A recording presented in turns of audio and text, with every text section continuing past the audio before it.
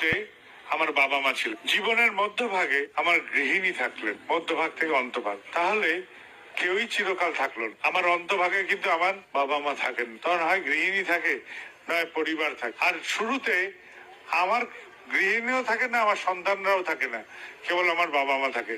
তাহলে চিরস্থায়ী কেউ থাকছে না আমার সাথে। তাহলে আপনজন কে, প্রিয়জনকে? শুরু থেকে শেষ অব্দি একজনই অন্তর জগতে দেখতে যদি পারি, ঈশ্বরকে যখন থেকে ধরি, তিনি আমার প্রথম থেকে শেষ অব্দি একইভাবে নিরবিচ্ছিন্ন ভাবে যুক্ত থাকেন। তিনি আমাকে ছেড়ে যান না, আমি তাকে ছেড়ে। তিনি যদি আমার মনোজগতে বেশি আসেন, আমি ভয় পাই। কথিত আছে, রাবণকে একজন জিজ্ঞেস করছে, হে রাজন, তুমি তো সবার রূপ ধরে সীতাকে মগ্ন করতে চেষ্টা করছো, কই রামের রূপ ধরে যাচ্ছ না তো? রাবণ বললো, পাগল নাকি রে, রামের রূপ ধরে গেলে আমার সীতাকে পরস্ত্রী মনে হবে, অধর্ম করেছি। আমি যদি রামের রূপ নিয়ে নিই, তাহলে রামের মতন ভাবতে শুরু করে দেবো, সীতাকে মনে হবে আমার পরস্ত্রী। আমার